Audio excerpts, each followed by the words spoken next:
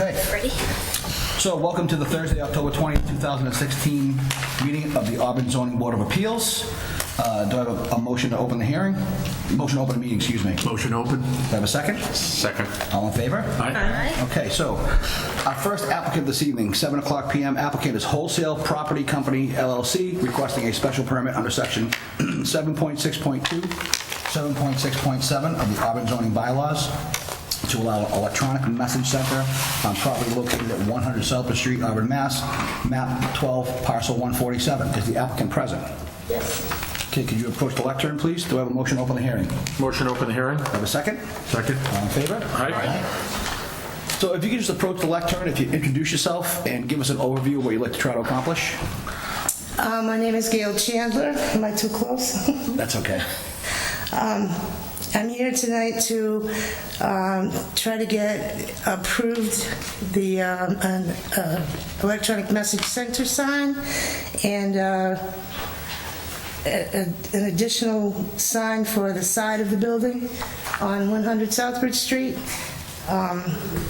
The applicant is Wind Supply, and they're having issues with truck drivers, deliveries going past the building because they can't see the sign that's on the front of the building, and they can't see the sign that's on the side of the building, so they go by and then they have to turn around, and it creates an issue. And the other issue is the electronic message center sign, which they would like to use to advertise their training seminars and open houses and new merchandise, and having an individual go out and try to put a message on a manually changed sign is kind of pretty out of the question at this point. I left on the table for you people to look at a set of pictures that I'd like to include with the application, and it's just more of a visual so you can see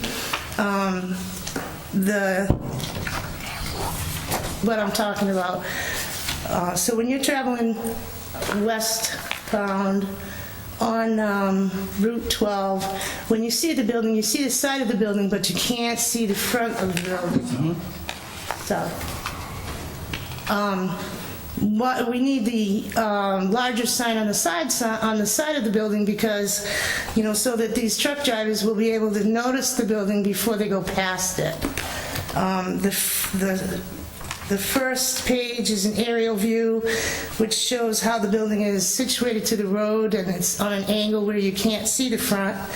The second picture is above the door, a 6 square foot sign which will be unreadable for people who are traveling on Route 12 in that direction. They also in the picture is a picture of the Win Nelson sign, which they cannot see. And it's a 3 by 10 foot sign.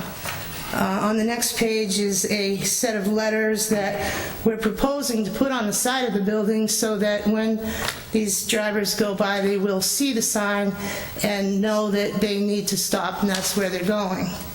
On the fourth page is the location where we'd like to put the electronic message center sign. It's going in the same place that there is an existing sign. It's up under the canopy, so it'll stay under the, out of the weather, and with no other real place to put it on the ground, it seems that's the best place to put it. As far as the problems that the not having the side sign creates, it's a traffic hazard, and the sign making it larger is not going to affect any of the neighbors or be unsightly. It actually looks aesthetically pleasing with the size of the building, and I believe that it will help with the traffic situation. Okay. Sure, would you like to add anything? Just like to If you could just say- introduce yourself, please, first. Excuse me? If you could just introduce yourself, please, first. Glenn Profit. We were Worcester Wind Nelson, now Worcester Wind Supply.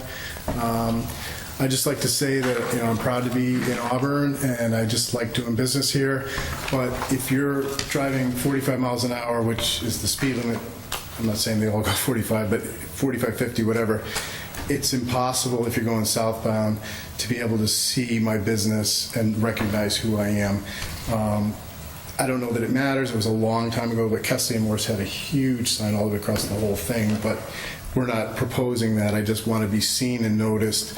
And like Gail said, you know, if the trucks miss us, they have to go down and turn around, which is a detriment to traffic. But like I said, I'm just proud to be in Auburn. I'm just trying to do business here, and I don't think it's any detriment to traffic. It's an industrial area, no residences, and I would appreciate anything you guys could do. Okay, thank you. Thank you. I'd like to open it up to the members of the board. Mr. Cussy, you have any comments or questions? I don't at the time. Okay. Mr. Chacolo? Not at this time.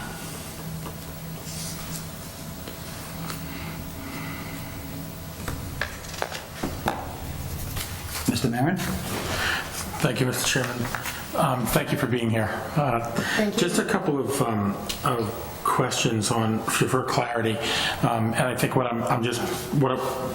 in the forefront, I'm trying to drive on primary versus secondary signage.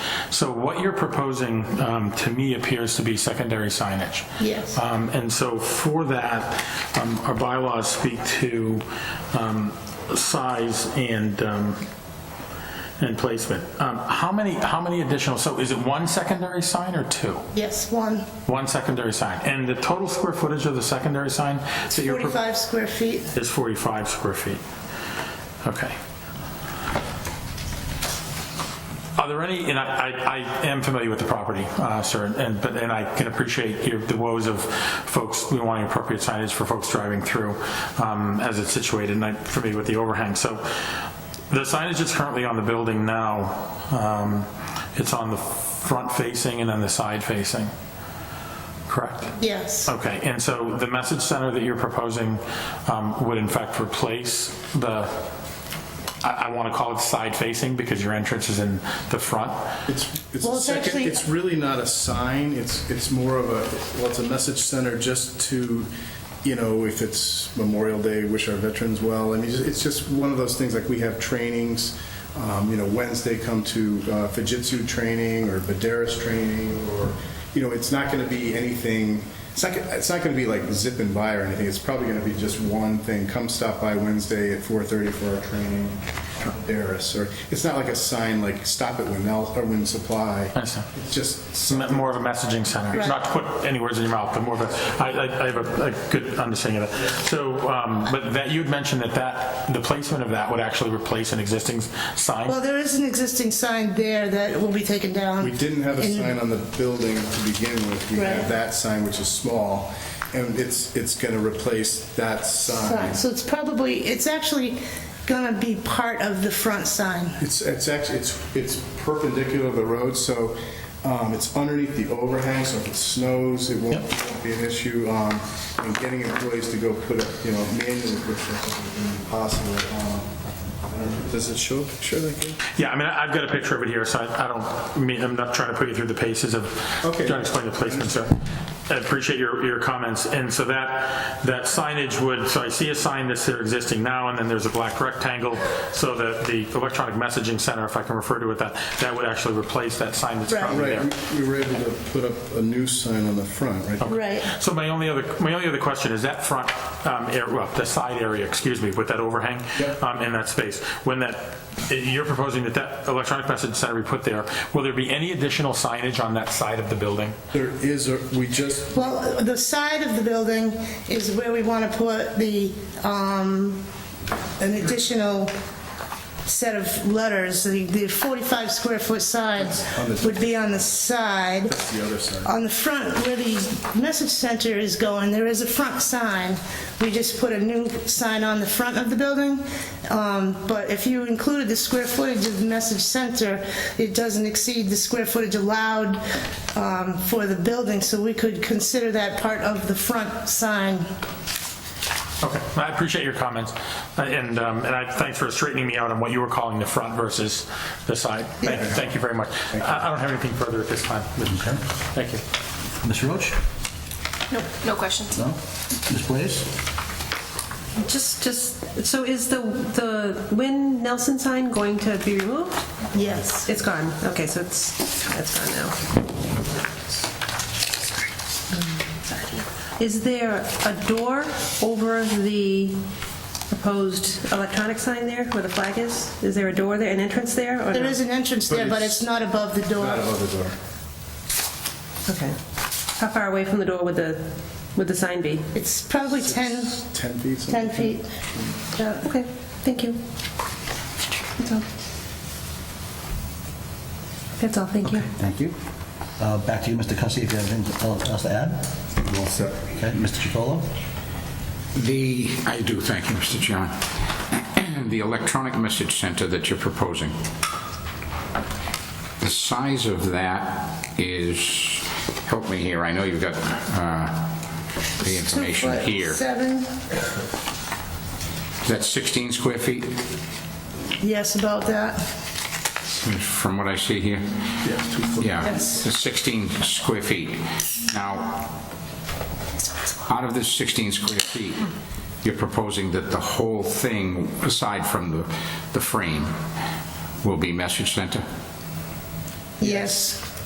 It's different options on the size. You can have like one line that's big or 3 lines that are small. I'm just mainly talking about Yes. the area Yeah, of the there's electronic there's not message going to be center. any other graphics on it. It's just going to be the message center by itself. But pretty much all of that 16 square feet you're proposing would be the message center. Yes. And you're aware of the bylaws as far as changing the sign? Yes. It's not going to be blinking or anything like that? Okay, so that if I'm correct, Mr. Chairman, the parties would be looking for relief from the size of the electronic message center also. Okay, I don't have anything further. Okay. Anyone else? Okay. Make a motion to close the public portion of the hearing? Motion to close the hearing? Second? All in favor? Aye. We have no abutters present right now, I believe, right? So, okay, thank you. Do I have a motion on the proposal? I'll make a motion. I'll make a motion to approve the special permit under section 7.6.2 and 7.6.7 to allow the electronic message center. Okay. Do I have a second? Do we need to specify within that relief from the size of? Yes, we'll get to the conditions if we... Okay. so- Make a second. Second. Okay. So, if I may, Mr. Chairman, for discussion. Yes, please. So is it, I understand the relief that's been articulated by Mr. Colo. Is there relief also necessary for the secondary sign based on the square footage of 45 square feet? Although both signs, I believe, fit within the requirement, I think because it is a secondary sign, it would also require relief of that as well. And I know I'm being a nitpicker, but I just, if we categorize it as a secondary sign, that's how I was interpreting. I would, they're separate and stand independently of one another, I would agree. Very good. But would it come under the wall sign, 250 square foot? I mean... Better to be safe than sorry. Right, and you're going by how you're defining it, how it's hanging. Yeah. Through the chair, Clearly, if I may. Clearly, and please. The motion would have to be to allow the electronic message center and then relief from the size of the secondary sign. So the secondary sign would be the one on the end of the building above the doors. The message center, I don't believe there's any relief required for the size of the message center. Okay. Okay, so the interpretation stands as that. Let me write that down.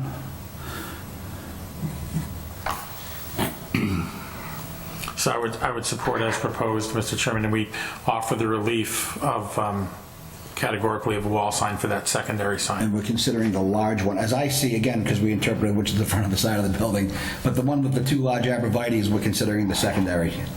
And That's how I was interpreting Yeah, I it, agree. based on their submission, that's correct. Okay. Okay, do we have any conditions regarding the activity of the electronic message center? I would say, Mr. Chairman, that it would be matching all the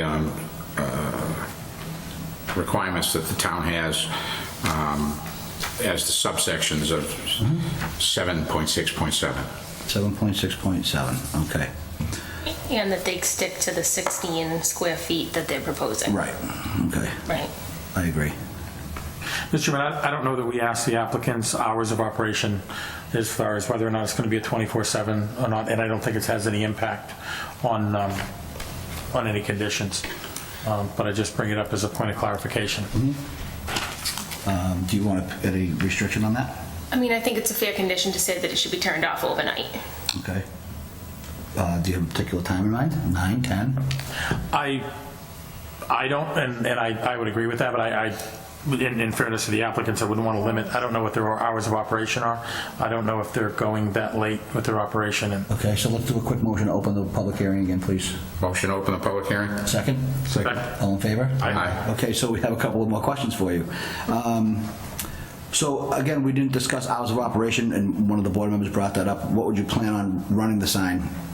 We're open 7 to 4:30. I would think, I don't, if we're there till 5:30, we might not remember to shut it off until we leave. So could we say 6 at the?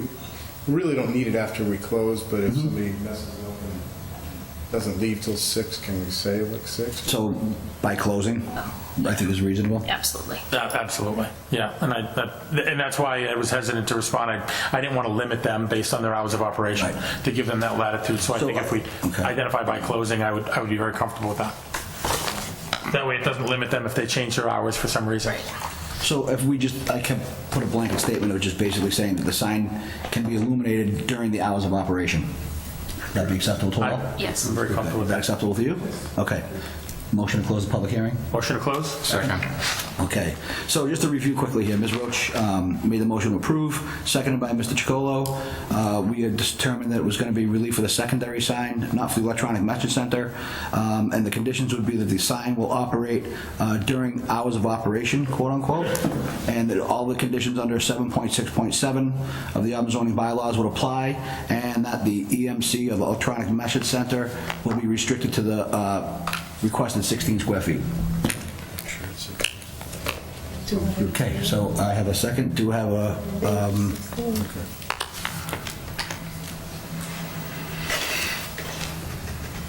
It would take a few. okay, Mr. Cussy, your vote? Yeah. Approve. Mr. Maron? Approve. Ms. Roach? Approve. Okay, and I approve. Congratulations, good luck. Hope everything goes well for you. Thank you very much. Thank you. Thank you. Good evening. Okay, that's 2 by 8. 2 by 8, okay. Yeah. Okay. Thank you very much. Thank you very much. Thank you. Good luck. Thank you. Okay, so the 715 applicant, Child Lee LLC, requesting special permits under section 3.2.6.4 for the commercial parking facility and 4.3.5.1 and the Aquifer Zone 2 of the Auburn zoning bylaws for a commercial parking facility located on property at 25 Walsh Ave, Auburn, Mass., map 25, parcel 52. This hearing was continued from 9/15, and in the last few days, the applicant, through his attorney, has also requested a continuation again. So do I have a motion to continue? A motion to continue? Do I have a second? Second. All in favor? Aye. So this, per our bylaws, this meeting will remain open, and the hearing will remain open. For anybody who has comments or concerns, they can go to the town clerk's office and register those comments or concerns. All right, so we're about 5 minutes off from our 7:30. Just, folks, if you're here for a hearing, and you are an applicant, if we have a sign-in sheet, because we have quite an agenda tonight, if you could just come up while we're waiting for the 7:30 time to start, if you could just sign into that, if you could print and sign your name legibly, please. I'm sure we're going to take a break. So. This is right there on the table. Thank you so much.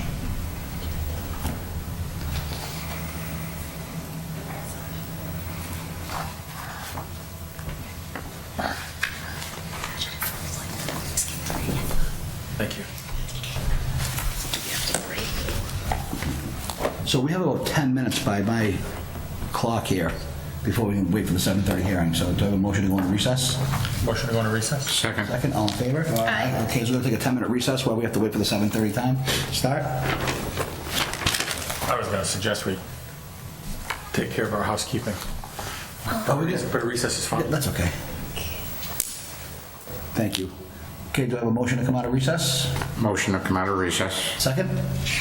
Second? All in favor? Aye. Okay, so we have our 7:30 applicant, Thomas and Gail Oakes, requesting a special permit under section 9.3.12, accessory apartments, to allow an accessory apartment on property located at 19 Inwood Road, Auburn, Mass., map 31, parcel 37. Do you want to? Yes. Okay. So I am an abutter of this property, so I need to recuse myself from this meeting and let the alternate step in. I'll go take a seat in the audience. Thank you. Sure. Is the applicant present? If you could approach the lectern, please, sir, introduce yourself, and ma'am, please. Give an overview of what you'd like to accomplish. Good evening, Chairman Tetro and members of the board. My name is Tom Oakes, and this is my wife, Gail.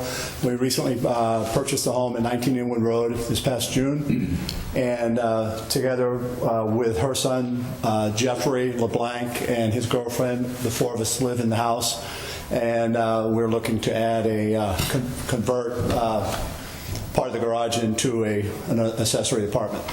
The garage upstairs already has a bedroom and a bathroom, and so it was just a no-brainer to just take the lower floor and convert 3/4 of it into a living room and kitchen. Okay. Is that all? For now? Okay. So I'm going to open up to the members of the board for questions. So, Mr. Cussy, do you have any questions of the applicant? Yeah, what's the square footage of the apartment? I honestly, when I drew this up on my CAD system, I wasn't paying attention to the square footage, and so it's not on there. But since I've submitted this equipment, the paperwork I've learned, I did the calculation. The first floor, finished floor, would be 19 feet 4 inches by 16, which would give me 309 square feet. The second floor is 18.8 by 21 feet for 398, so a total of 707 square feet.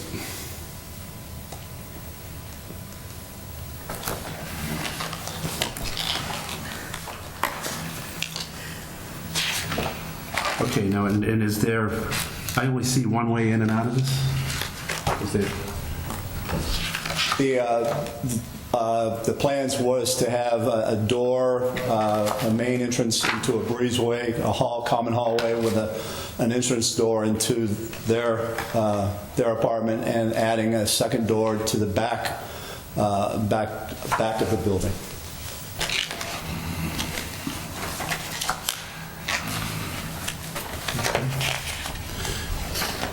all right, that's all the questions I have for now. On sheet 2 of the proposed.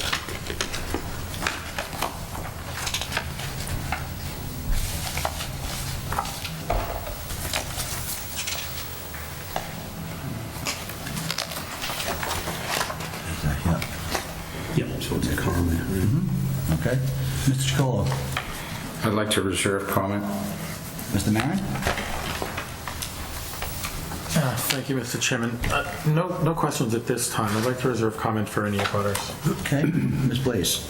I don't have any questions at the moment. Okay, and for the record, in the package, we did have a letter submitted by an abutter expressing some concern. Is your intent to rent the apartment or have a family member live in it? It's my her son. My stuff. Okay. Family member. So, just to summarize what the letter stated, that if they had no problem with a family member living there, but if they had an issue with, if you intended to rent it to somebody you didn't know, for instance, or like a landlord-tenant situation. Okay. I do understand that 9312 or 9.3.12 does not have a provision that it has to be a family member, correct? No, it does not, and it just... But it is our intention to be a family member. Right, and it does not have that in there, but I just wanted to point out that we did receive a letter. Yes, yes, I'm aware. I'm also aware of the fact that he mentioned that there is not enough parking, and I've put together. Sorry, I should have had this in my hand. I made a revision, or I did presented here, distributed out. Please. It shows a picture of at least 3 cars parked there. Thank you. And the dimensions of the driveway. So there's 4 cars in view there, so you can see there's 5 cars.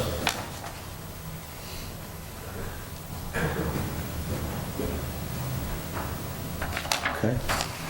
Are there any abutters present? Hearing none, seeing none. None that wish to speak, I should say.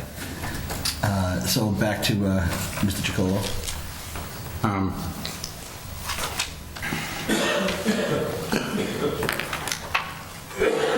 I do need to make one correction to the brief. I referred to Jeffrey as Gail's stepson. It's actually my stepson. It's her son. That's okay. That's just the words that come out of my mouth.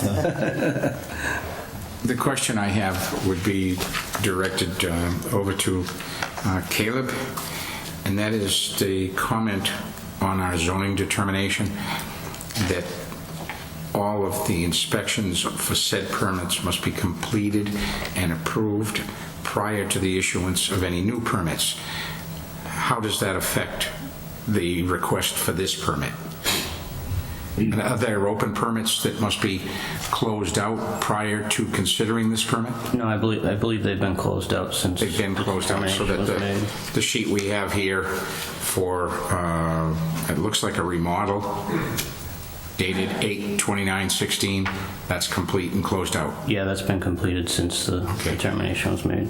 I do have one comment on the application. Just looking at the proposed plan where they're replacing the garage with the apartment, the side setback is only,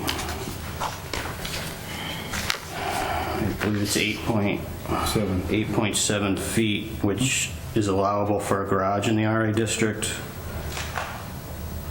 Garages can be placed within 7 feet of the side setback, but if that garage is then replaced with the accessory apartment, they may need a variance from that side setback for relief, in addition to the special permit. Yeah.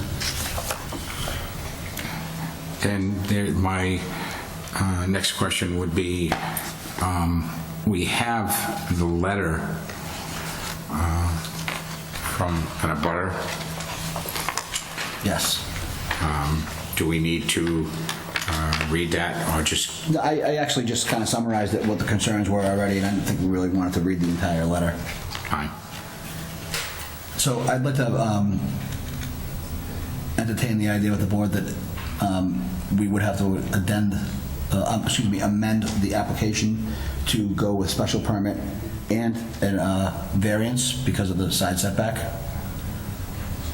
So we can, if we accept the proposal, that we can include the variance in this rather than having them reschedule. And the side variance, for clarification, would be due to the garage, positioning of the garage? Yeah, in the RA district, the side setback is 10 feet, although the bylaw allows garages to be placed within 7 feet. The plan they're submitting shows that the garage is being replaced with living space. I'm sorry? The garage is being replaced with living space now, so the garage is non-existent. Therefore, the setback would have to be 10 feet. Yeah. Okay, thank you. So any thoughts on that? Amending the application, or do you want to have them resubmit? I would, Mr. Chairman, I wouldn't have concern with amending the application tonight. Right. Under those conditions to go forward. I do have 2 points, if I may, but I don't want to step in line with anyone else. So, Caleb, if I may, have you visited this property for inspection? I personally have not seen the section above the garage. I've been in the main house. I did a roof inspection, and I don't recall, I think I did a deck inspection on the back, but I think the local inspector's been there for the final inspection on the remodel. Very good. And so with that, you weren't there for the intended changes here? No. Okay. Mr. Chairman, if I may, while we're still in open hearing, before I forget, I have one additional question for the applicants, but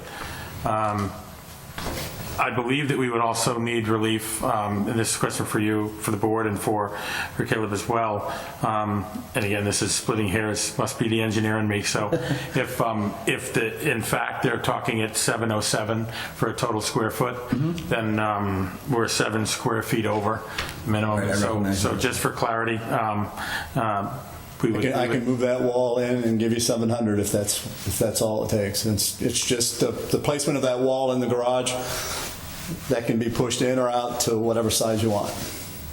And I thank you, sir, and appreciate your flexibility. I was going to suggest that we would add to amend the relief for 7 square feet if the board so chose in that direction.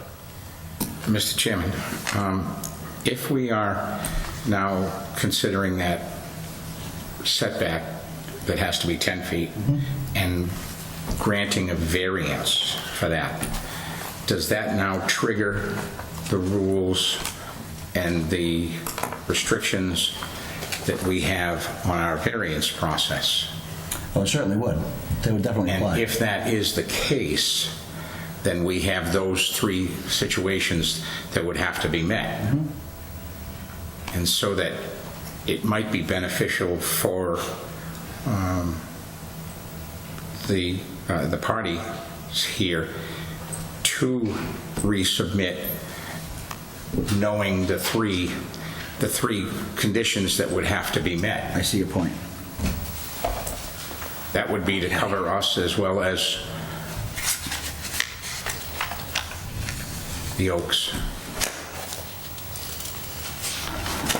Tailing on to that line of thinking, Mr. Chairman, if I may. Yes. Do we have clarity that, from a variance perspective, that we could meet one or more of those conditions? Well, I think that's something we should discuss now while we're in public hearing. But I would suggest that we get on that line of thinking before we move forward and create the applicant to go back to the table and start redrafting. And just, I would like to say that the subject that I brought up, there are specific conditions that have to be met to grant a variance. And they are such that you have to consider all 3, essentially.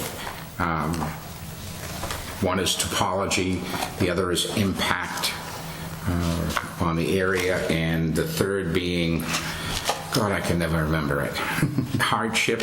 However, Yes. the hardship cannot be a hardship that must be related to the topology of the lot.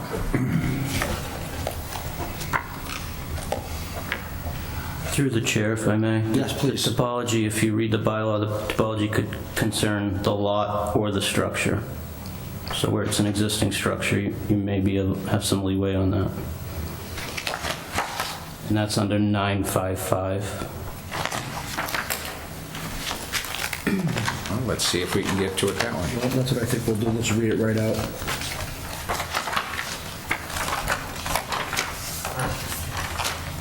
Okay, so 9.5.5 of the Auburn zoning bylaws regarding a variance. We're just going to go over this so you understand what we're talking about, and then we'll decide what's the best course of action to take. So the mandatory findings. Before the grant of any variance from the requirements of this bylaw, the ZBA must find that 1, owing to the circumstances related to the soil conditions, shape, topography of the land or structures, and especially affecting such land or structures, but not affecting generally the zoning district in which it is located, a literal enforcement of the provisions of this bylaw would involve substantial hardship, financial or otherwise. The second part is that desirable relief may be granted without substantial detriment to the public good and without nullifying or substantially derogating from the intent or purpose of the bylaw. So those are the standards that we have to meet in order to grant a variance. Personally, and I'm not going to try to influence the board in any way, I don't see an issue with meeting the requirements of a variance in this case, unless you see it differently. Okay. No, I just wanted to be sure that we would be clear on that. Yeah, again, I think we're dotting our i's and crossing our t's, Mr. Chairman. I agree with you, and Caleb, thank you for that explanation because it clearly indicates land or structures. And given this is an existing structure, I think that we could offer, that as a conclusion, that this could be met from a variance condition. So again, back to my original, since we've discussed it, do we want to include the variance in the hearing tonight, or do you think it was best course of action to continue? I say had it tonight. Right, anyway. I say modify. Do I have a motion to add the condition of variance to the permit? I'll make the motion to add the condition of variance to the permit. Second. Through the chair, if I may, that would be a variance under 5.4. 5.4, okay. Thank you. Thank you.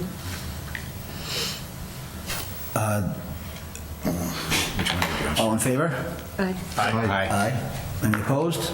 None. Okay. So we're going to amend your application to include special permit and variance based on the requirements of the setback. So do we want to start with the special permit and then cover the variance? Fine. Okay. So since we've discussed the special permit aspects of the application already, do I have any further discussion regarding the special permit issues? I'm good. I'm good. Okay. I have, Mr. Chairman, if I may, I just have one, just for a point of clarification, because we're just being concise. There are no intended, other than, and it seems some new windows and so forth, I mean, nothing structural is going to change in this property.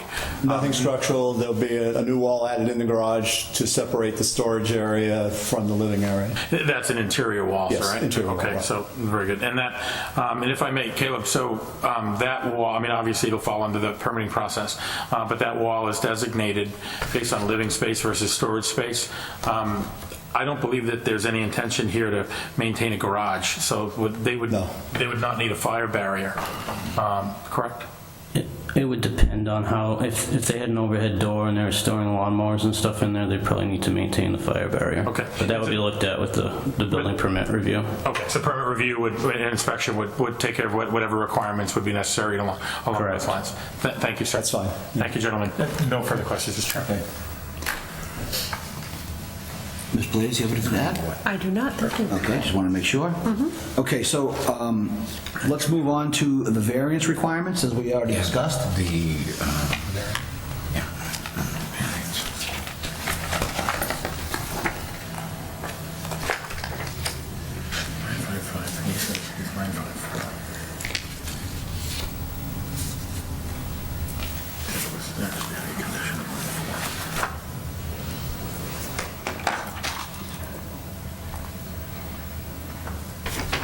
They're under variances. Yeah. Okay.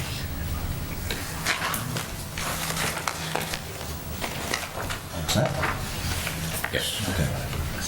Mr. Cussy, do you have any concerns or comments regarding the variance?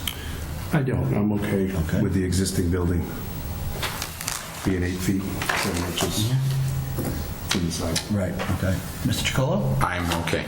Mr. Maron? No concerns or questions. Not at all, thank you. Okay. Any other comments from the, or questions or concerns from the applicant? Say yours for a So second. motion to close the public hearing? Motion to close? Motion to close the public hearing. Second? Second. All in favor? Aye. Aye. Okay. So I have a motion on the application for, we'll start with one special permit. Okay, thank you. Make a motion to grant Okay. special permit? Do I have a second? Second. Okay, all in favor? Aye. Aye. Any opposed? None. So for the special permit, before we move on to the variance, we are granting them relief to 707 square feet, which is plus 7 foot allowable. And that would be really, that's really the only concern regarding the special permit. Okay. So to the variance, this is granting relief from the setback at 8.7 feet, I believe it was, right? Yep. 10. Okay, so we have a motion to, on the floor for the variance. I would make a motion to approve. Second. All those in favor? Aye. Any opposed? None. Okay. So everything's been approved. Congratulations. Good luck. Thank you very much. We'll have the decisions written. If you have any questions, please certainly contact Caleb at the building inspector's office.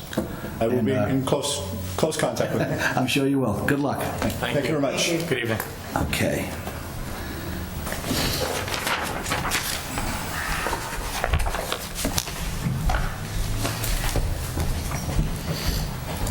Where'd my thing for 3 Beverly go? This is it, next one.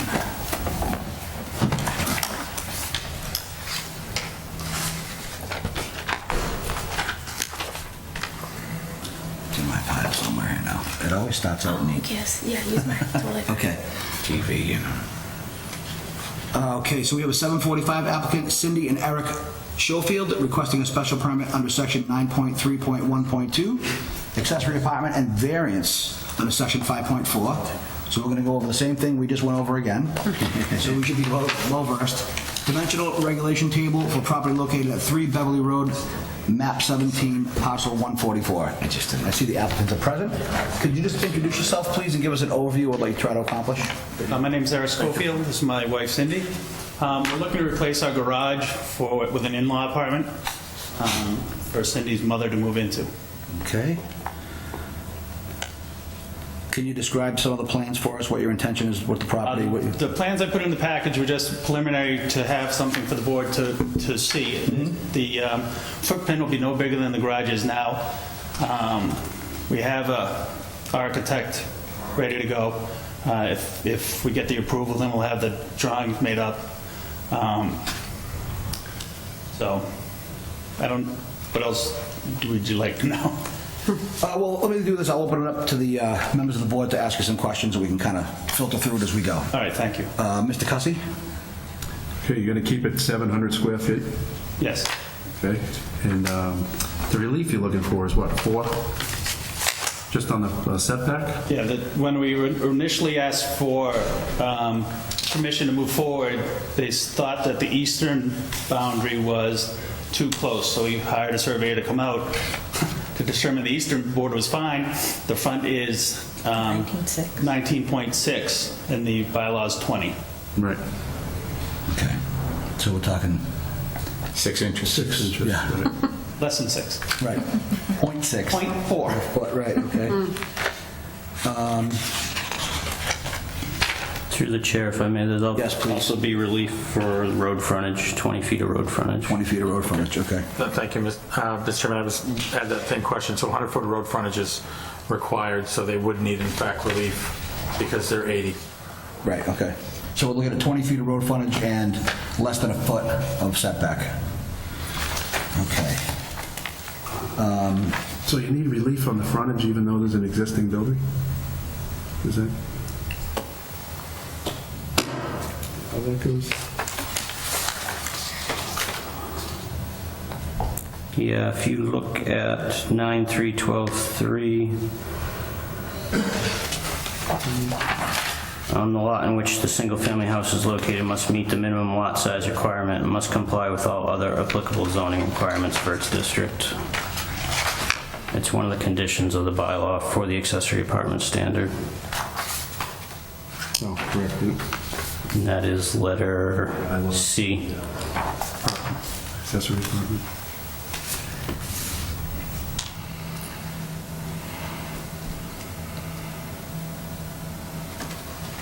Yeah, you have to meet all. C. Yeah.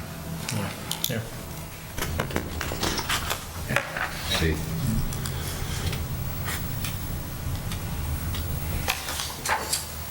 If I may, Caleb, so would you prefer to see architectural drawings and plans before we move forward with this? No, I don't think that's necessary, as long as the decision was conditioned to meet the conditions of the bylaw. Okay. The variance would have to be granted also, just like the previous. Okay.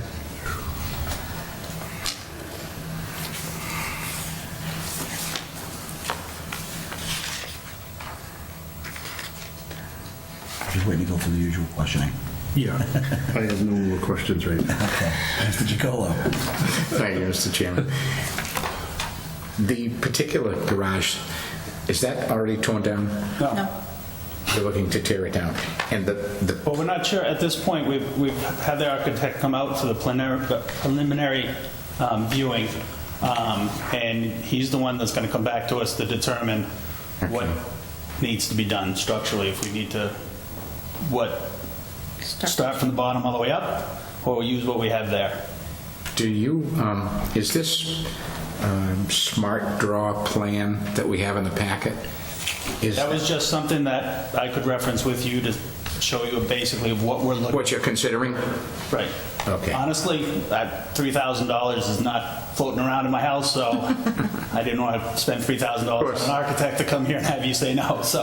Of course. So I just did something real quick, just that I could reference But with this you. is just your rendering essentially of it? Just something Okay. that can be referenced, and this is what we're planning on doing, something along those lines. That's fine. This is all, I'm all set. After. Mr. Maron? There's no water in the sewer that we have to worry about. If there's changes to the exterior, I'm sorry, Mr. Chairman. the last one, it's not necessary because If I may, Mr. Chairman, I'm going to reserve questions if there are any butters. I don't have any additional structural questions at this time. Thank you, sir. Just let me look at Ms. Roach?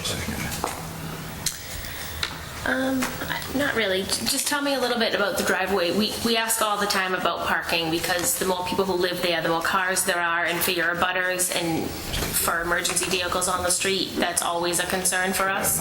Can you park 3 cars in your driveway? We can, but we would probably widen the driveway at some juncture, Okay. So no parking in the street? so there'll be no parking on the street, no. Okay. Send it backwards. For me, that's all I have. Okay. Ms. Blaze? I have no questions, thank you. Okay. So just one of the things that we had discussed, that you had brought up earlier, that it's a possibility the garage will be, the garage will be removed, pretty much. Right. Is there a, think of a knee wall foundation type of thing inside the existing garage right now? Right. So I'm assuming there's a possibility that foundation would probably be taken out and removed. Yes, there's a possibility. So my question is then, if we could realistically shift it over 4 inches or 5 inches, we wouldn't really worry about the permit, other than the variance It's the variance that's, for that particular part of it. We'd have to grant them relief regarding the frontage. But in theory, since we don't know if that garage is going to come down, or what part of it's going to come down. The front of the house is where I believe where the yeah, it's the right. setback. So the Oh, side. okay, so the front of the house, sides right. I would was be- thinking the sides are fine. Right, okay. So, and I wasn't aware I would have addressed the frontage, but I wasn't aware that the frontage was an issue. Okay. I don't know that. So, I was- mean, realistically, it's not I don't know gonna that- happen. I don't know that was pointed out. when I Once did. you went to an apartment, that's when it changed. Right. You have to meet all the requirements. I guess my other question to the members of the board is, are you comfortable moving forward without plans? Caleb says he is. I appreciate you asking the question, Mr. Chairman. I mean, I also appreciate what the applicant had shared, and I get it. I mean, these endeavors are extremely expensive. I would be more comfortable with plans, but I equally am comfortable with conditioning so that the plans, are put forth. Permitting process will take care of the checks and balances through that process. Agreed. And so I'm absolutely sensitive to a homeowner that's trying to accomplish but not expend before he knows exactly what he's able to do. Well, the issue is Cindy's mother currently lives in a condominium in Boxborough. So we're kind of one step as we go. She'll sell that. The money will go into building the addition. So that's why we're kind of waiting. And I appreciate that. And Mr. Chairman, but for one, I mean, overtly, I would be much more comfortable with plans, but I don't think it's anything that we couldn't navigate with conditioning around what we're trying to accomplish. Okay. The architect that we have on board is more than willing to meet whatever conditions are set forth. So, through the chair, if I may, if there's exterior renovations, it'd be subject to site plan approval as well. Okay. So that's a good point. Do we have any exterior renovations? Are you going to obviously blend the siding or whatever you're going to do with that? Right. Right, okay. And if the garage ends up coming fully down, then Right. certainly site plan approval If is the driveway's required. widened, Right. they would look at parking. Right. I mean, I see this as a scenario, Mr. Chairman, of we don't know what we don't know based on what they intend to change. But if we condition it appropriately, Right, I agree. then within the confines of that, I think we can accomplish and then offer the relief of not pushing them to expend that money now, which may be just a flexible solution. Sure, I agree. Well said.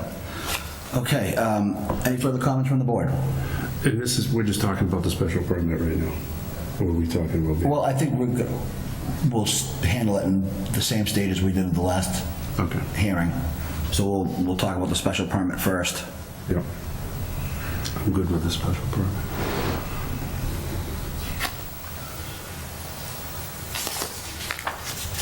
And then we'll move on to variance.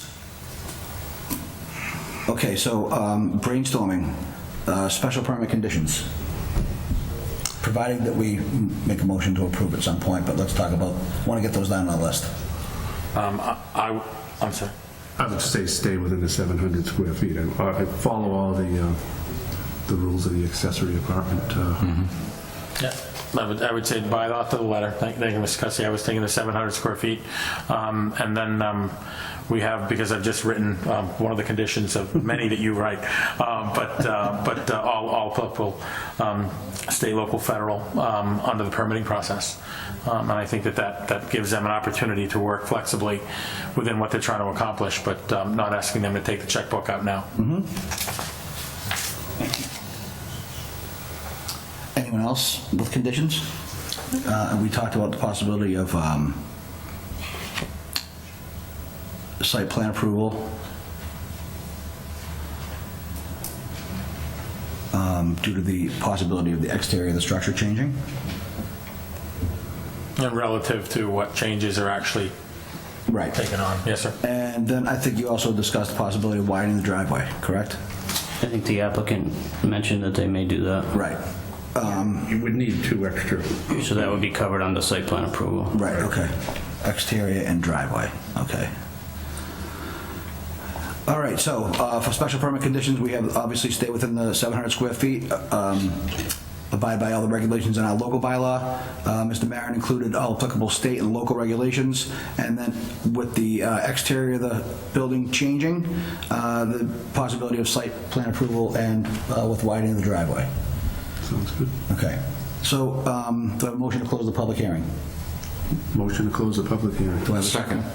All in favor? Aye. Okay, so do I have a motion for the special permit? I'll make a motion to approve the special permit based on the conditions previously mentioned. It's a special permit under section 9.3.12 for accessory apartments. Okay. And do I have a second? A second? All in favor? Aye. Any opposed? No, and for myself, I am voting yes. So on to the variance. So the variances, we have 20 feet of frontage and 0.6 feet of setback. 0.4. 0.4, excuse me, thank you, even small, Don't sneak an inch in now. of setback. Okay, is there any discussion regarding the variance requirements? I have a question, actually, Yes. just to make sure that I'm clear.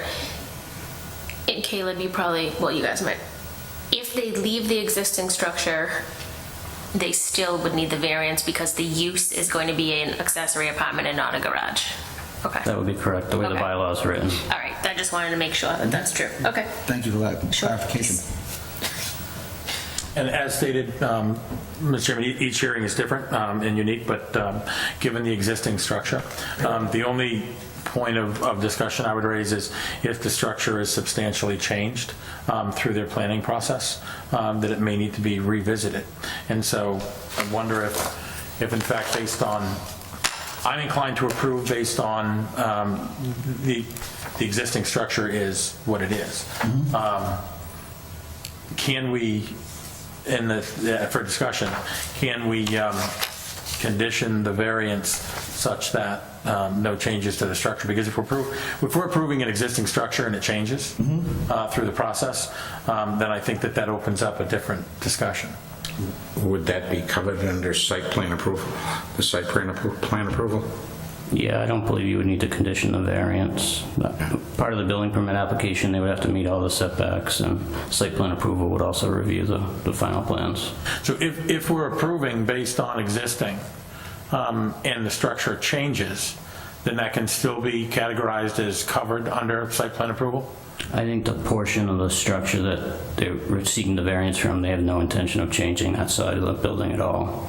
It's the opposite side of the building. All right. I'm comfortable with that, Mr. Chairman. I'm okay with it too, with the, we have the side setbacks. You know, he has the over 10 feet on each side, so. Yeah, it was just the front that we're discussing. Right, so I'd be willing to give up the front because we have the side setback. You know, and a few inches in the front. Right. Okay, Mr. We Roach? have no intentions of going any further out towards the side setback. Yeah, I'm good. Ms. Blaze? I'm good, thank you. Okay, so do I have on the second part of the application, the variance, do I have a motion? Motion? Please. Go I ahead. defer to Mr. Cole. Motion to grant the variance based upon the conditions that we have just enumerated. Do I have a second? I'll second. All in favor? Aye. Any opposed? No, and I vote yes. Congratulations, good luck. I'm certain you'll be in contact with Caleb. Yep. And hope everything goes smoothly for you. Thank you very much. Good evening. Thank you. Okay, so we're on, actually, we're not doing too bad. That was This is what pages? this is 496. Okay. Cheesy comes on with like eggs. I'm like, I'm TV, by the way. Doing this on purpose.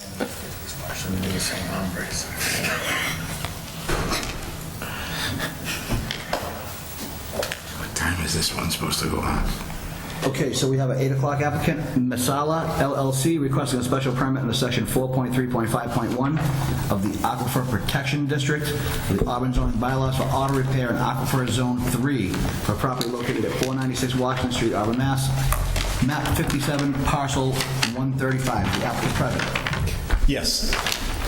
Good evening, Mr. Chairman, members of the board. My name is Donald O'Neill. I'm a lawyer in Worcester with an office at 10 Mechanic Street. I'm here this evening on behalf of Masala LLC, and also have with me this evening the manager and principal of the LLC, Matt Dumas. And the reason that we're here is we're seeking a special permit under the Aquifer Protection District Zone 3 to allow for automobile repairs inside the existing structure located on the property. It's most recently has been used as a used car lot. That use would continue, but we're looking to add as a supplement to that the automobile repairs, some of which would be on the cars that would be offered for sale. And my understanding basically is that if you were to limit strictly to that, that actually would be allowed by right. However, we're anticipating additional repairs really as a sort of an incidental supportive nature to the used car business, so that the lot itself presently has a license for 11 cars. And there's really no active use of the garage that's there. This would enable the operator basically to have cars for sale, repair vehicles for sale, and also supplement that with repairs from from customers in general, other than the vehicles that would be offered for sale. Right, okay. And that basically kind of makes the economic sense in terms of having, it's an 11-car used car lot, so it's not a huge lot. And this would, basically make the whole thing work. We do understand that this would require the installation of a oil-water separator. Yes. That's what we were told. And my client has looked into that, installing such a separator, and of course is agreeable to that and would accept that as a condition. We also understand that by adding the automobile repair, that would trigger a site plan review through the planning board, because it's an additional use, as would any changes to the parking lot itself. in terms of the striping or things of that nature. And, we're prepared basically to go through that process and get the approval of the planning board as well. At present, what we're talking about doing is operating within the existing structure. So there's really no change that we're proposing to the parking lot or in and out. The lot itself is pretty well fenced. It's pretty well screened from the abutters. And we would be agreeable basically to a condition where that the repairs would take place inside the building. And we're happy to answer any questions that you may have. Great, thank you. Mr. Cussy? Yeah, so you're going to have hazardous chemicals in there, obviously. Brake cleaners, wash tank. Probably not a wash tank, but by brake cleaner, maybe not a drum of oil, but would have like maybe a case of oil, quarts. It's not going to be a Jiffy Lube or anything like that. It's more supplementing, like I said, the selling of the cars so we can fix the cars at the same time. It's not going to be a huge volume of vehicles. It's only one bay garage and it's not a huge lot. So drain oils, you're going to have tanks to... There's no tanks in the building right now at all. The building was built in 01 or 02, so it's not like an old, building with underground storage tanks or anything like that. It's got a clean 21E and all that, so. But I do want to put an oil water separator in there for sure. I've been told that, I figured that from the beginning anyway. So I've already talked to Kevin Ouellette, the plumbing inspector, and Jeff from the DPW, and I've got two estimates that are being done right now. So Good for now. Okay, Mr. Chicolo? Do you plan on, I'm not sure I understood you correctly, you're going to be obviously doing minor repairs to the cars that you're selling there. So my plan when I bought the property, I own a much bigger repair facility in Worcester. It's Quality Muffler and Brake. I bought this figuring in 5 or 10 years when I'm done, with the stress of the big business, maybe to just mess around there and sell some cars and do it on a much smaller scale. My plan is to lease the property out right now, and I actually have a tenant in mind who's in Oxford right now, and I haven't signed any leases with him yet. He wanted to sign a lease just for the sell cars and just to detail them, but at the time I'd already started this process, and I figured just to have the repair license, even if he doesn't use it, it just adds to it'd be easier to make the rent every month. You know what I mean? So you're going to be leasing this out to another party? Yes. For the time being, eventually my plan is to go there myself. What other types of repair are going to be done? In other words, it's going to be a retail car lot. Correct. So there's going to be some repairs likely on the cars that you have there for sale. Exactly. Beyond that, could I, as a customer, drive in and say, hey, repair my car? Sure. That's what a repair license is, basically. Okay, so how many, you have a one-bay garage? It's a small garage, and it's going to be, it's going to be in a small scale if this gentleman even decides to use the repair license. If we get the repair license, I told him that we should keep it, renew it every year, regardless of whether we repair any vehicles or not. Because the lot's not very big. Exactly. To hold that many vehicles. It's only a one-bay garage as well. It's not a huge, it's not like we have 10 stalls and, it's going to be in a small scale. It's not going to be a huge volume. And you're going to have to make provisions to parts that you take off of cars. A tire, a rim, all that stuff. You're going to have to make provisions to store that. Well, you'd get rid of them. You wouldn't pile stuff outside. I've been doing that was going to be my question. Yeah. Okay. No, that wouldn't. I have a good reputation in Worcester. My shop is spotless, and I have a huge following of people, and they like me because I am clean and I do a good job and I'm honest and at the end of the day, the garage I have now is spotless, and I wouldn't let that happen. No way. You know what I mean? I'm very careful about who I'm even going to lease to now. I've talked to 4 different people, and I have one guy in mind who's pretty good, and I've gone over, criminal records, all that stuff, and I'm fairly comfortable with this guy, but I'm going to be keeping an eye on him myself, But I don't want the place to turn into a pigsty either. We certainly would have no objection to the provision, as we said before, that repairs to be limited to inside the garage, and certainly that there be no storage of,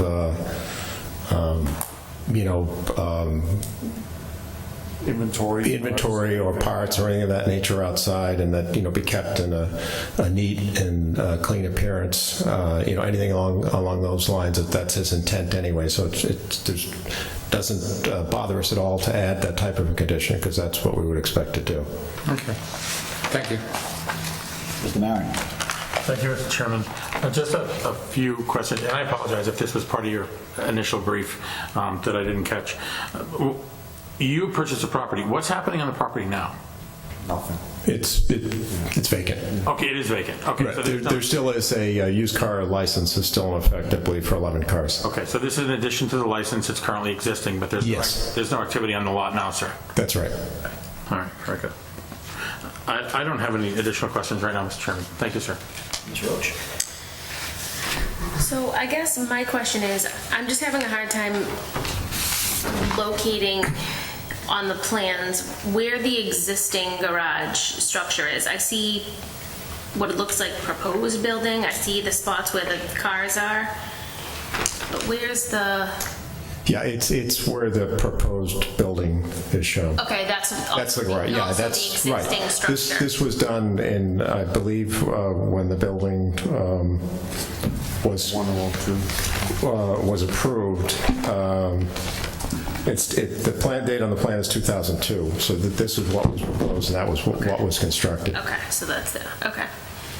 And It's 18 feet wide and 40 feet long. okay. Oh yeah, I see. And there's only one. The garage door actually is on the rear of the building. Okay. The entrance. Where the 24 is on the plan, if you Yes. the back of the building. Yes. Okay. And I mean, there's a door. There's a door in the front, an office type entrance, but the actual repairs would be to the rear of the building. That's where the garage door is. okay. And there is one entrance off of Washington Street, or 2 for cars to get in and out? One.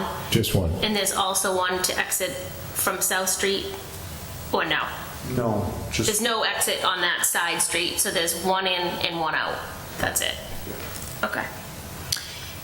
And do you know what your proposed hours of operation would be? that could be a condition, definitely. I would say like 8 to 5, Monday through Friday, and Saturday, maybe 8 to 3. Okay, I don't have any other questions for right now. Ms. Blaze? I'm just trying to get my bearings where this is on Washington Street. Forgive me. Is it right next to the Goddard School? Correct. So there's a school right there? All right, thank you. That's good. Thank you. Okay. Oh. So, I will say that I am familiar with the gentleman's business in Worcester. I have not frequented it, but I have many people I do know that use his business in Worcester, and he has a very good reputation. Just want to state that for the record, so I want to just reiterate what he already spoke about. My only concern, I think, that I have is that we don't know. I get that we're going to give you the permits if that's the case, and if you get approved. My concern is that, your applicant, and not having an understanding of who that person is and how they intend to do business. Right. I believe that goes with the licensing part of the next 2 steps after this. This is more of the ability to apply for a repair license more than the actual person. I mean, but like I said earlier, I'm super concerned about getting the right person in. I don't want any problems with the school or the abutters anywhere. I want to be in harmony with everybody. And it is a nice looking property. I mean, for what it is, it's been very well maintained. Years, and I gave him an offer, and he finally sold it to me. I had it in the back of my head forever. It's neat. It's like a mini car dealership. Yeah. Yeah. Okay. Any other questions or concerns? Okay, so let's just go over before we make a motion either way. Oh, I'm sorry, we having a butter? Oh, yeah, I apologize, I didn't realize that. Please, comments or concerns? Yeah, my name's Matt. If you could just step up to the microphone, introduce yourself, please, sir.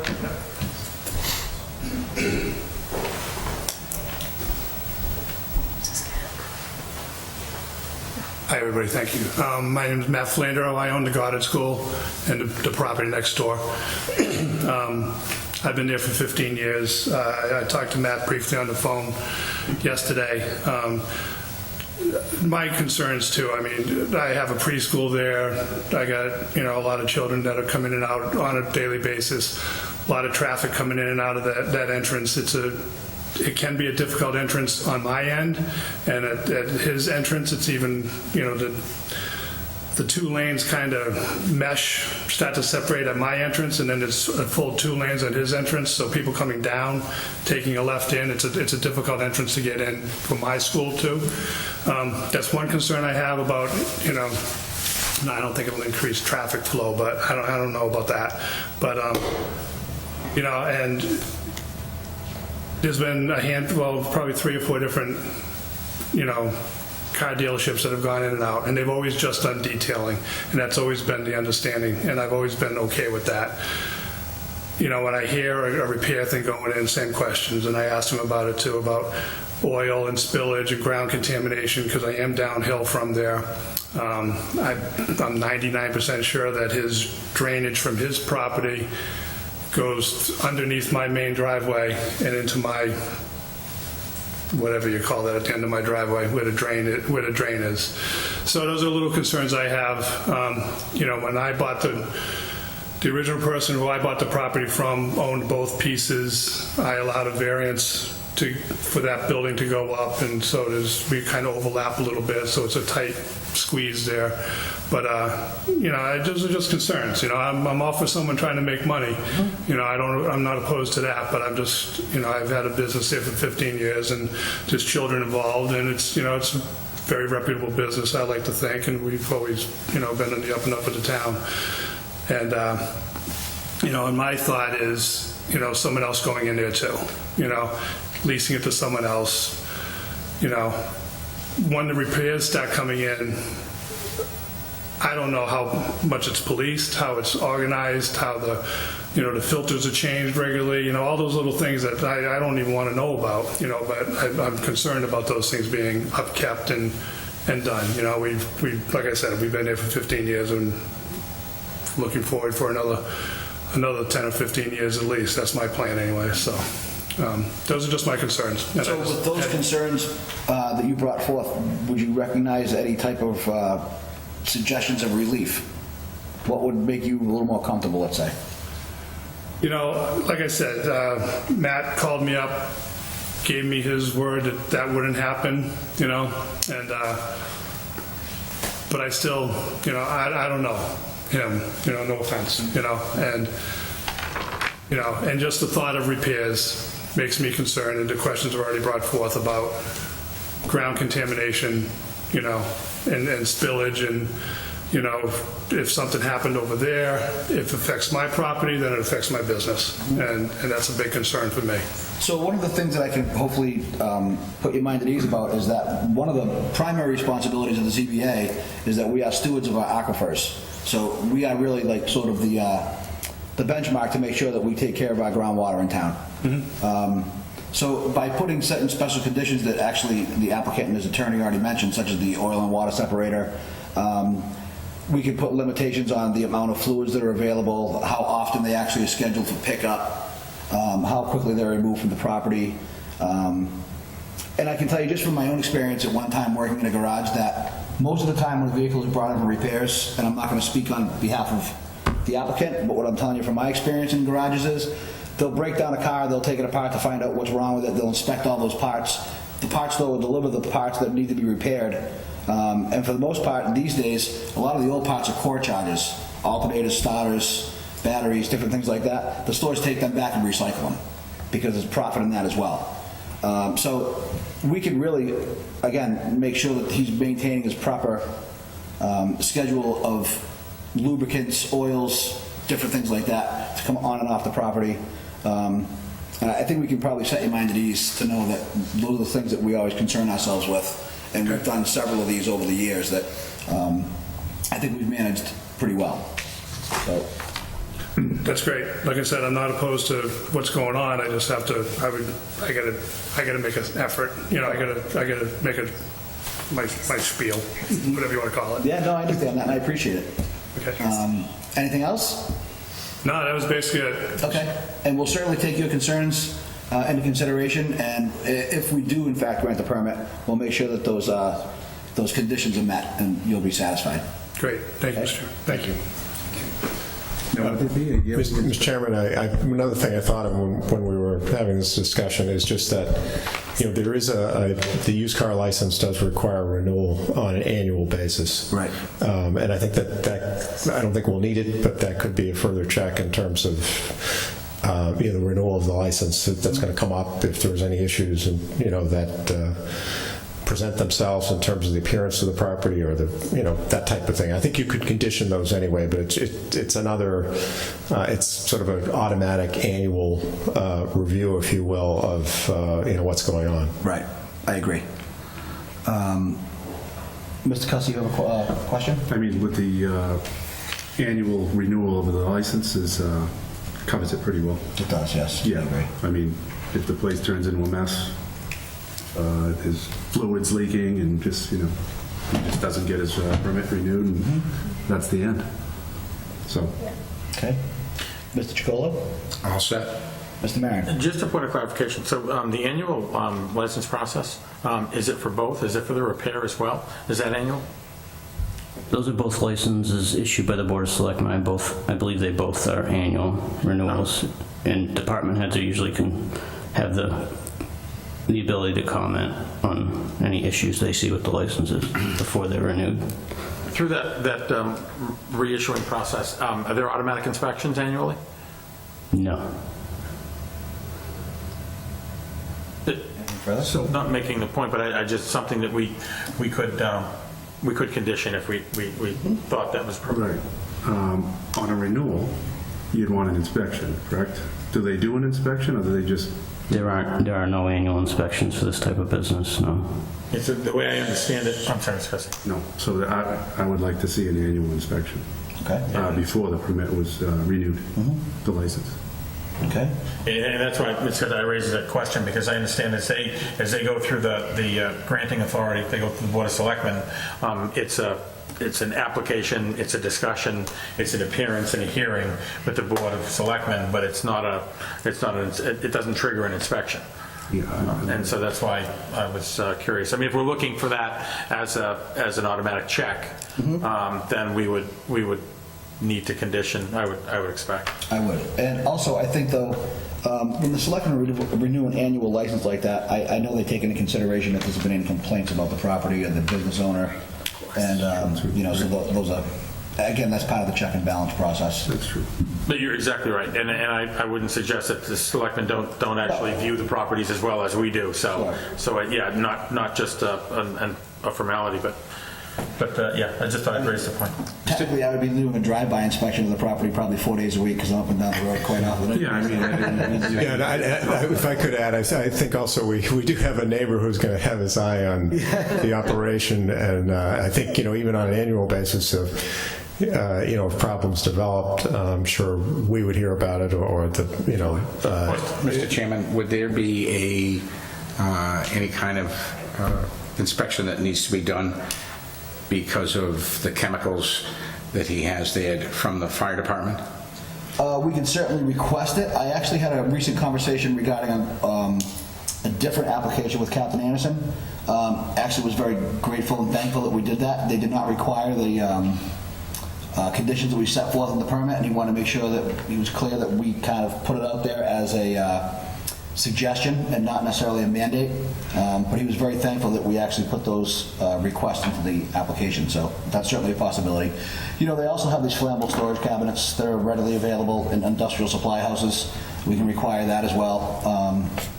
I mean, there's different things we can do. Basically, I think, again, there was this gentleman, the applicant, has a good reputation, the way he runs his business in Worcester. I'm very familiar with it.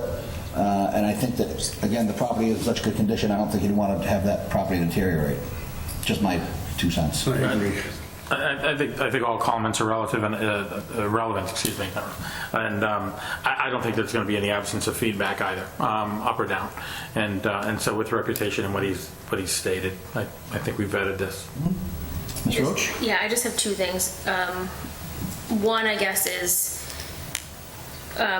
my concern usually I always have like a traffic situation in my head. It is a tight area, it's a tough spot. If you're taking a left in there at rush hour, it's absolutely horrendous. I'm not talking in any way of conditions, but I guess my recommendation to you is that you make sure whoever rents this, if this turns into a Jiffy Lube, you're gonna have a problem. Turn into a Jiffy Lube. You know, car in, car out. I know you're only gonna work on one car at a time, but when that car comes out, where does that car go until the next one comes in? Snow, it's a tight spot already. That needs to be a serious The concern. gentleman that I'm gonna lease to actually just wants to do detailing and selling cars. He doesn't have much mechanical inclination. This process was started before I met this guy. So there may be a repair license if I do get the license, from you and then the other two things I have to do. It may just be a license with nothing in there except, washing equipment and buffering equipment and stuff like that. There may never be a car repaired there for the next 3 to 5 years. Okay. I'm just saying that the guy is not a mechanical guy. He's more into selling cars and he cleans them. I actually do some of his repairs for him now. And he's probably going to continue to bring those cars to me. And so that's just, there may be no repairs going on, but I already had the license, process started. But I think also he's ready to, he's planning his retirement, so. I'm sick of the stress. 30 cars a day, I want to go down to just myself. The last thing is we do have a recommended aquifer condition list that Mr. Moody shared. And I think we've done some of these before in the past, mandating that catch basins be cleared, limiting on what can be used for snow and ice, snow salt, the chemicals, storage facilities will satisfy, any storage of oil satisfy conditions of the fire department. So I think we talked about these on other petitions. Oh, yeah, we have. So I think, maybe that's just something that I think Caleb suggests would agree to, that we should condition it on some of these things, just because of the aquifer. Okay, please. I would agree to go with those, keep those as conditions. So we had talked about these in the past, but I think it's not necessarily applying all of them, but I think with, number 5, any storage of oil will satisfy containment requirements of the fire department. Obviously, we want to talk about work all being contained within the building. They had mentioned already that they wanted the oil and water separator, so that would be based on the volume and mathematics provided by the inspectional services department, based on what size he has to put in, those types of things. Okay, so is there any further discussion? I don't think so. Okay. On my end. Do I have a motion to close the public hearing? Motion to close the public hearing. Okay, so let's talk special permit. Michelle, second. Second? Oh, I'm sorry, yeah, second, all in favor? Aye. Conditions. So we talked about the oil and water separator.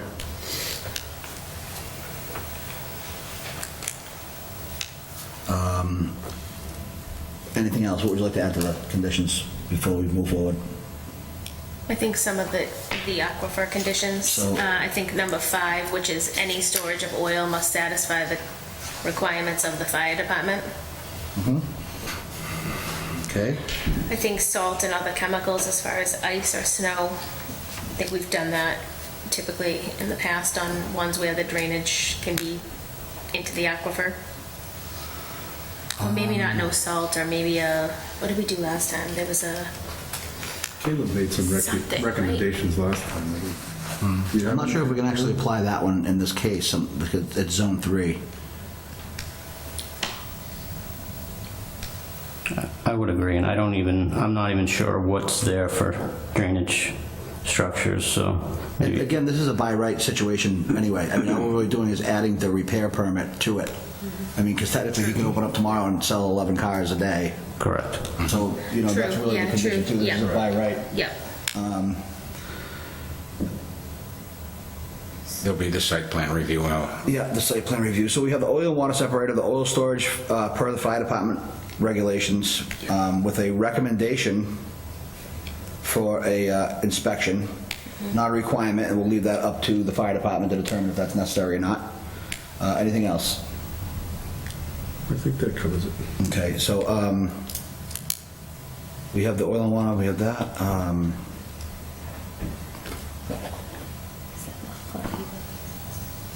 Well, again, we don't know We're not sure. what those are. Okay.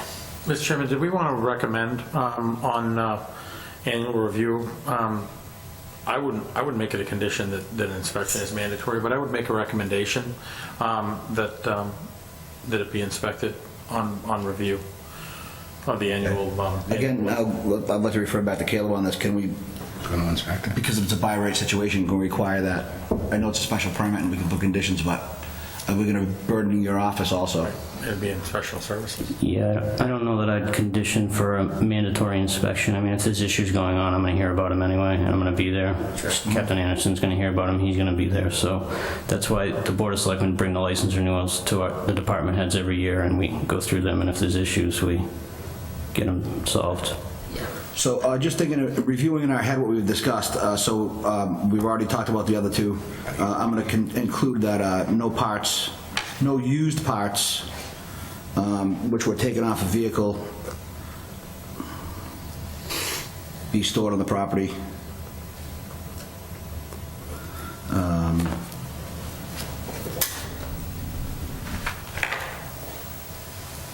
Do we have a condition that all repair to be done inside? That was my next. All repairs done inside. And I'm also going to condition one simple thing that we did also with the gas station on Route 20 is that a spill kit be maintained on the property at all times as well.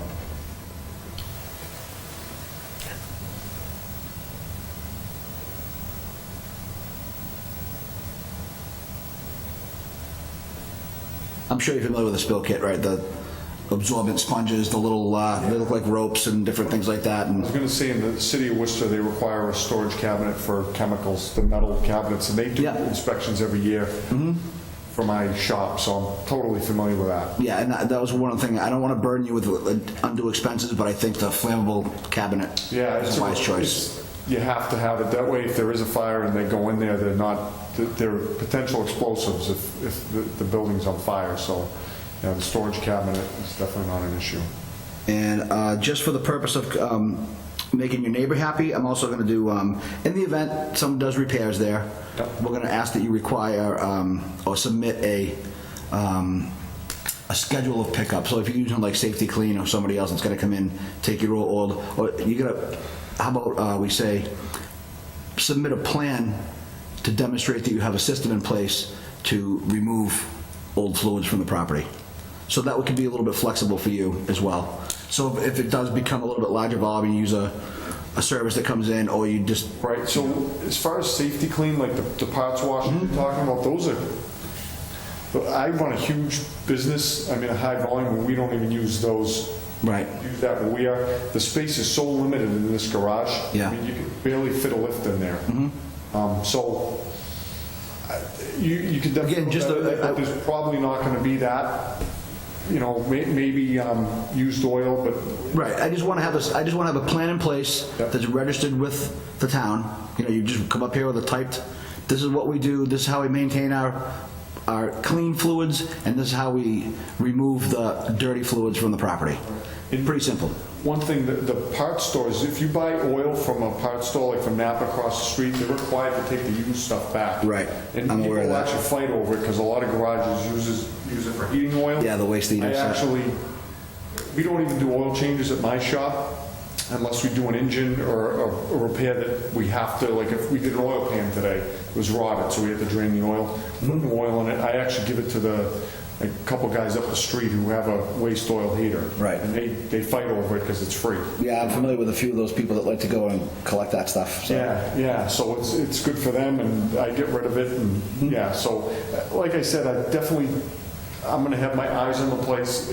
I don't want it to turn into I don't want to be fighting with anybody. I want everything to work out fine, so I'm very careful about who's gonna go in there, for sure. Okay. So any other conditions? I'm good. Okay, so do I have a motion on the floor for the application? Motion to grant the special permit according to the previously enumerated conditions. I'll second. All in favor? Aye. Any opposed? None. Congratulations, good luck. Thank you. Okay, moving on. Can we need a break? Everybody okay? We're kind of stretching this one out.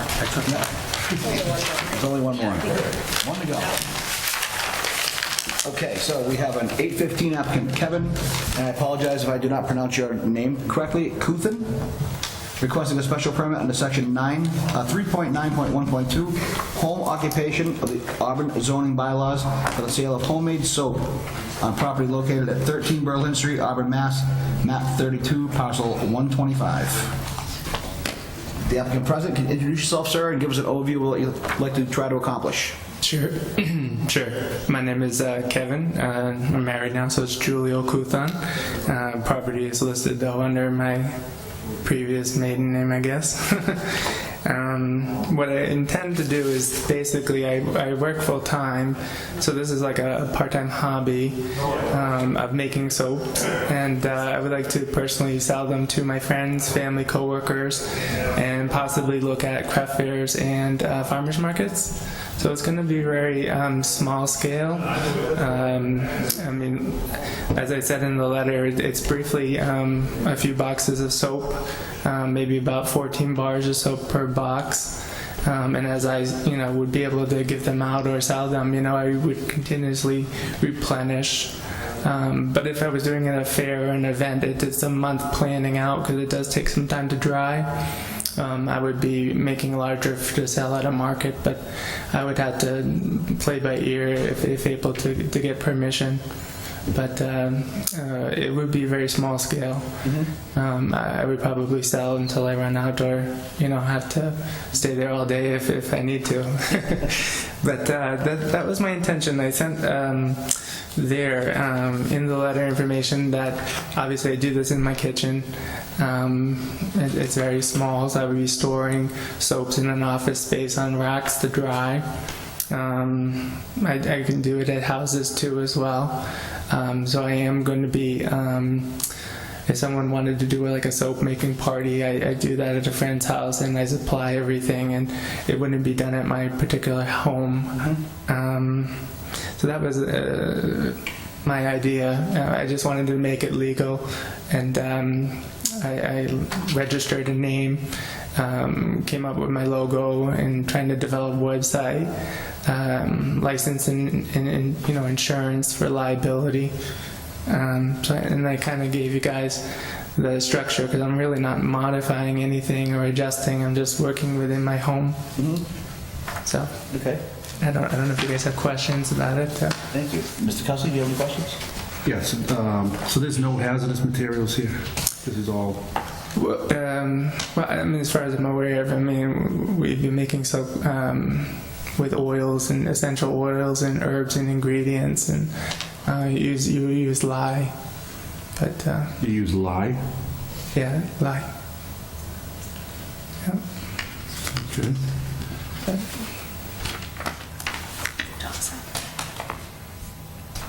That's the only question I have right now. That was going to be my question. Okay, Mr. Chicolo? That was going to be my question. I'm not sure what I'm showing probably a little bit of ignorance here when I say what goes into a bar of soap that we might be concerned about. Well, I mean, technically, this is how soap has been made before, commercial. It's pretty much olive oil. I use coconut oil, avocado, and sunflower, and you mix the water with lye and and that would make the soap, the process. And then pretty much the essential oils are natural ingredient fragrances from plants, and I'll throw in seeds or herbs and things like that. But nothing potentially hazardous, in my opinion. You just have to be safe with lye, but that's the process of how the oils break down to make soap. And the product itself is more fat and than lye, so there wouldn't be any harm to skin. So. And you melt these oils on your stove? I only have to melt the coconut oil, which is a solid at room temperature. Yeah. And how big a batch do you melt at one time? Each box is probably only 14 inches long, maybe 2.5 by 3.5, so it's like a 4-pound log or so. A couple of quarts? I think it's I forget, it's 80 something ounces, so okay. It's a small amount, for each batch. But you pretty much just would be immersing it with a stick blender and, just mixing in your fragrances and herbs. And I ask because having been in the food business, stoves, heat, and oil, it always concerns me, that's all. No, that's it. Anything else? No. Mr. Maron? Thank you, Mr. Chairman. Just a quick question. So, as far as the commercialization, you plan to make these to sell? Yes. Any customer base that you expect that'll be visiting your home, you'll sell them out of your home, so any traffic as far as customer base? No, I wrote that on the letter. It strictly would be like my friends or coworkers or family members, so instead of giving it to them, I wanted to charge them for it. Are you planning any advertising? Well, if anything, it would be like just a website so people could go online to look at what I have available, or kind of make requests, or want to have a party. I can plan things for them, but no traffic would be coming to my house at all. And no planning, no signage? Oh, yeah, no planning, no signage. No exterior signage? Yeah, it would be just, I'd be making it within my home. That's all. Thank you. And just a comment, if I may, Mr. Chairman, to the board as well as the applicant. I commend you for coming forward. A lot of these activities can often just take place, but you coming forward to essentially register up and get a license, get a permit for the activity. I commend you for the activity. So thank you for being here. Thank you. Mr. Chairman, I have no further questions. And Mr. Maron, thank you for pointing that out. I agree. It's nice to see somebody that's coming forward and trying to do the right thing. That was going to be my first comment, actually, too. So I think we're all on the same.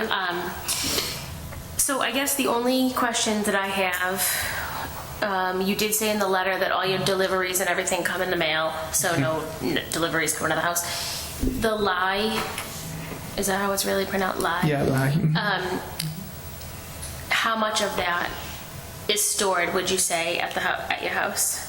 Well, I currently make a small amount, so I don't store very much. Everything is stored on racks.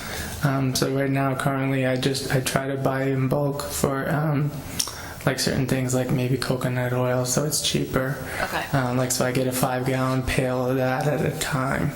But I don't go through it very quickly, and as all the other oils, I get them in gallons. So I do store them, in a safe place. But I would assume that a box of maybe it comes with 8 little bottles. Yeah. Is it flammable that you know of? Not alone, no. Okay. Yeah. And my next question would be, do you have working smoke detectors in your house? Correct. Yes, I do. I have them on each floor. Basement, first, and second. Okay. Yeah. Mm-hmm. I'm good. Okay, Ms. Blaze? Does anybody else live in the house with you? Yeah, my husband, yeah. Okay, no children? No children, no. No pets? I have a pet, a cat and a dog. Okay. I just want to make sure that I know lye is very toxic. Just make sure that that's stored correctly. Yeah. I don't know how correctly it would be, but just away from it being spilled or... Back, and I'm very safe when I make, I'm covering my countertops, and it's very precise on measurements, so nothing goes anywhere without it being accounted for and cleaned up, and so usually there's no issue for that. How often do you make it? What was that? How often do you make a batch? Oh, right now I kind of just make it every other weekend, so it's very small scale. Just that if I plan to sell at a fair, I need to do it months in advance because it takes a little while to dry. So that in that case, I would have to buy a little bit more just for one event to sell, to have something to sell. So and not be gone in an hour. Very good. All right, thank you. That's all the questions I have. Okay, well, I think all of my questions have been answered, but Mr. Mayor? I don't want to interrupt you, Mr. Chairman, but I have one follow-up, and I'm going to rely on some dated chemistry that I used to know a lot better than I know today. But some of the materials that the gentleman had described, I would categorize as a layperson. I would categorize as they're flammable, but they're not accelerants. And that distinction would make them no more hazardous in my mind. I'm relying on 20 years of being a chemist, maybe 20 years ago, but not being an accelerant. I think that they would essentially can be categorized as no more dangerous than, say the olive oil on my counter right now. Exactly. And so from that distinction, I would just ask Ms. Moody if there are any considerations from that perspective, any considerations that would need to be met from an inspectional perspective? No, I don't believe he's using anything that's not normal household use, so I don't have any issues. And that's my assumption, but I figured we would just check that box. Thank you for your consideration, sir. I have no more questions, Mr. Chairman. Great, neither do I. Do you have anything else to add, sir? No, Okay. Unless you guys had questions. Anyone else? Okay, do I have a motion to close the public hearing? Motion to How we're close? unversed in soap making. Do I have a motion motion on the permit? I'm going to make a motion to approve. Second.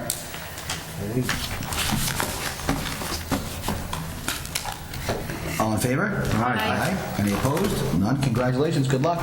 Thank you very much. Thank you. Thank you. Okay. So we have some homework to cover. It's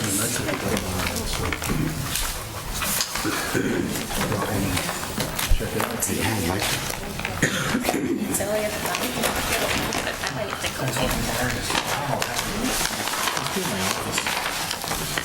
So on to other business.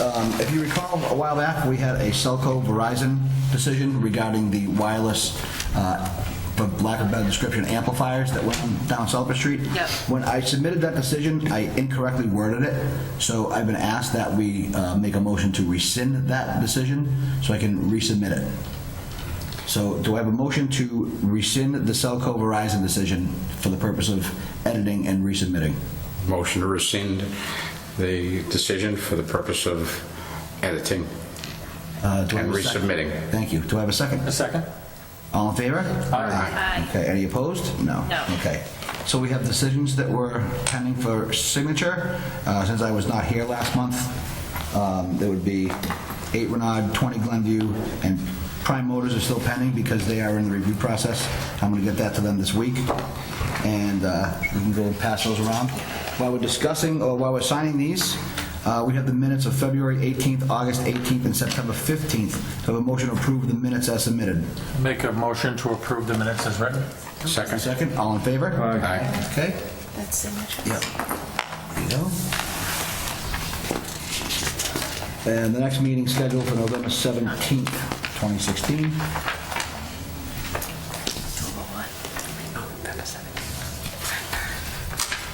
Lots of decisions this month. Say no number out loud.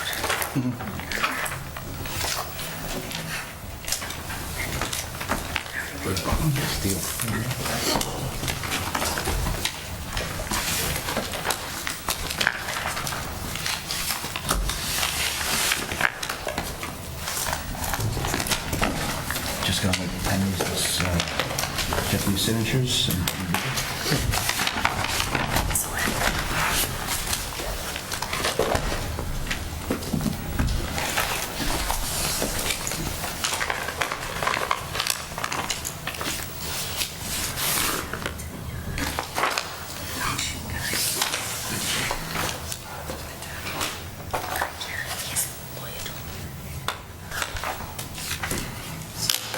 sir.